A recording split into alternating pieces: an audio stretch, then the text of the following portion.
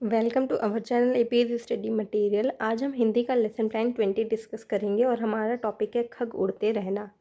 तो सबसे पहले हम लेफ्ट हैंड साइड में दिनांक डालेंगे, फिर विषय, उपविषय और प्रकरण। टॉपिक को अंडरलाइन करेंगे। हमारा ये टॉपिक पद है तो यहाँ पद डालेंगे। राइट में कक्षा, समय और चक्र डालेंगे। इसके बाद सामान्य उद्देश्य। सामान्य उद्देश्य सभी लेसन प्लान में सेम ही रहते हैं और ये कॉलेज से प्रोवाइड होते हैं। फिर आता है विशिष्ट उद्देश्य, ये भी हमारा सिमिलर ही रहता है, बस यहाँ पे हमारा अगर पद है तो पद और गद्य है तो गद्य लिख देते हैं। इसके बाद आ जाता है नेक्स्ट हमारा बोधात्मक उद्देश्य, ये भी सिमिलर ही रहता है सारे लेसन प्लान में, बस जो हमारा टॉपिक है उसको हम यहाँ पे चेंज कर देंगे। इसके बाद भावात्मक उद्देश्य आएगा, उसके बाद आएगा कौशलात्मक उद्देश्य, फिर आएगा हमारा सहायक सामग्री। सहायक सामग्री में जो भी चीज़ें हम टीचिंग के टाइम पे यूज़ करते हैं उन्हीं को ही हम सहायक सामग्री में लिखते हैं, जैसे चार्ट, डस्टर, मार्कर, पॉइंटर आदि। इसके बाद आता है हमारा प्रस्तावना प्रश्न, इंट्रोडक्टरी क्वेश्चन। इंट्रोडक्टरी क्वेश्चन किसी किसी कॉलेज में 4 या 5 बनवाए जाते हैं और ये हमारे टॉपिक से ही रिलेटेड होते हैं। सबसे पहले हमने यहाँ पे लिखा है पृथ्वी का विलोम उल्टा क्या होता है, तो बच्चे उत्तर देंगे आकाश। फिर दूसरा है कि आकाश में हमें क्या क्या उड़ते दिखाई देते हैं, तो बच्चे उत्तर देंगे कि चिड़िया, कौवा आदि। फिर आएगा चिड़िया को और किन किन नामों से पुकारा जाता है, तो ये प्रॉब्लमेटिक क्वेश्चन हो जाएगा। तो हम उद्देश्य कथन में लिखेंगे कि आज हम लोग खग उड़ते रहना नामक पाठ का विस्तारपूर्वक अध्ययन करेंगे, जो गोपाल दास नीरज जी द्वारा रचित है। इसके बाद आ जाता है हमारा प्रस्तुतिकरण। प्रस्तुतिकरण में हम यहाँ कॉलम बनाएंगे 3, फिर उसमें लिखेंगे आदर्श वाचन। आदर्श वाचन में जहाँ से जहाँ तक हमने लिया है पैरा वो लिखेंगे। फिर हम लिखेंगे छात्र अध्यापिका उचित लक्ष्य तथा आरोह अवरोह को ध्यान में रखकर पद्यांश का आदर्श वाचन करेगी। ये पद्यांश है तो पद्यांश यहाँ लिखेंगे। इसके बाद आएगा अनुकरण वाचन में हम लिखेंगे छात्र अध्यापिका उचित लय ताल के साथ विद्यार्थियों के अनुकरण वाचन करवाएगी। फिर आएगा उच्चारण विधि। उच्चारण विधि में जो भी टफ वर्ड्स होते हैं बच्चे नहीं बोल पाते हैं उनको लिखते हैं हम, जैसे हमने यहाँ लिखा है झंकोरो, हलकोरो और क्षण।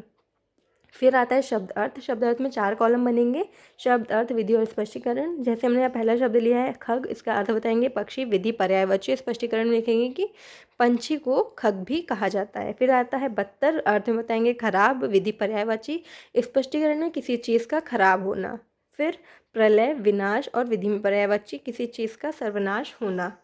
इसके बाद आ जाता है हमारा नेक्स्ट पेज में हम इस तरीके से 4 कॉलम बनाते हैं, छात्र अनुक्रिया, शिक्षण बिंदु और सहायक सामग्री, श्यामपट्ट कार्य।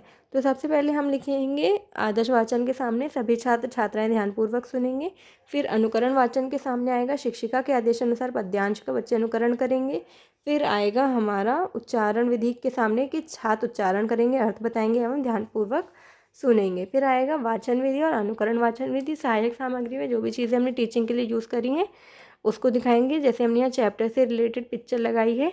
इसके बाद आता है हमारा जो भी टफ वर्ड्स होते हैं उनको हम यहाँ इस तरीके से लिख देते हैं, यहाँ पे ऐसे लिख देंगे। इसके बाद हमारे श्यामपट्ट कार्य में जो भी शब्द अर्थ हमने लिखे थे उनको ही यहाँ पर हम लिख देते हैं।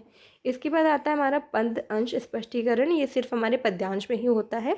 तो हम यहाँ इस तरीके से कॉलम बनाएंगे, विषय वस्तु में जहाँ से जहाँ तक हमने लिया है पैरा वो लिखेंगे। फिर अंश स्पष्टीकरण में जो भी हमने पैरा लिया है उसको स्पष्ट रूप में यहाँ पर हम लिख देंगे पूरा। इसके बाद नेक्स्ट पेज पे हम ऐसे 4 कॉलम बनाते हैं, छात्र अनुक्रिया, शिक्षण बिंदु, सहायक सामग्री और श्यामपट्ट कार्य। फिर हम यहाँ पे स्पष्टीकरण के सामने लिखेंगे कि सभी छात्र ध्यानपूर्वक सुनेंगे। शिक्षण बिंदु में व्याख्यान विधि, सहायक सामग्री में जो भी पैरा हमने यहाँ पे डिस्क्राइब किया था, पूरा स्पष्टीकरण दिया था, उसी को हम यहाँ पर लिख देते हैं। उसके बाद आता है श्यामपट्ट कार्य में जो भी हमारे शब्द अर्थ थे उनको हम यहाँ पे लिख देते हैं। इसके बाद नेक्स्ट हमारा आता है बोधात्मक प्रश्न। बोधात्मक प्रश्न आपके कॉलेज में 4 या 5 जिस तरीके से भी बताए गए हैं उतने ही आप जो आपने पढ़ाया है उससे रिलेट बनाते हैं। जैसे हमने यहाँ पे लिखा है कि मौत से भी बदतर क्या है। फिर दूसरा है कवि किससे ना डरने की बात करता है। तीसरा है व्यक्ति को कहाँ हमेशा चलते रहना चाहिए। फिर श्यामपट्ट सारांश में हम लिखते हैं, सबसे पहले लेफ्ट में लिखेंगे दिनांक, विषय, उपविषय, प्रकरण, टॉपिक को अंडरलाइन करेंगे। राइट में कक्षा, चक्र और अवधि। लेफ्ट में जो भी हमारे शब्द अर्थ थे उनको लिखेंगे। फिर जो भी हमारे उत्तर थे उनको हम राइट में इस तरीके से लिख देते हैं, जैसे हमने लिखा है अपने पथ से वापस लौटना मौत से भी बदतर है। फिर है कवि झंकोरों से न डरने की बात कहता है। थर्ड है व्यक्ति को हमेशा कर्तव्य पथ पर चलते रहना चाहिए। फिर इसके बाद आ जाता है नेक्स्ट हमारा कक्षा कार्य एवं निरीक्षण। तो हमने यहाँ लिखा है कि छात्र अध्यापिका प्रश्नों के उत्तर को उत्तर पुस्तिका में उतारने का निर्देश देकर कक्षा का निरीक्षण करेगी। फिर आता है पुनरावृत्ति प्रश्न, जो भी हमने पढ़ाया है उसी से ही हम यहाँ पे 4 पुनरावृत्ति प्रश्न बना लेते हैं। हमने यहाँ पे फिल इन द ब्लैंक्स दिए हैं, आप टिक द करेक्ट ऑप्शन या फिर आप यहाँ पे मिलान भी ले सकते हैं। फिर आता है हमारा गृह कार्य। हमने लिखा है कठिन शब्द अर्थ लिखकर याद करें। तो यहाँ पे गृह कार्य देने के बाद हमारा एक लेसन प्लान कंप्लीट हो जाता है। अगर आपको हमारी इस वीडियो से अपना लेसन प्लान बनाने में हेल्प मिलती है तो हमारे चैनल को लाइक, शेयर एंड सब्सक्राइब करें। Thank you.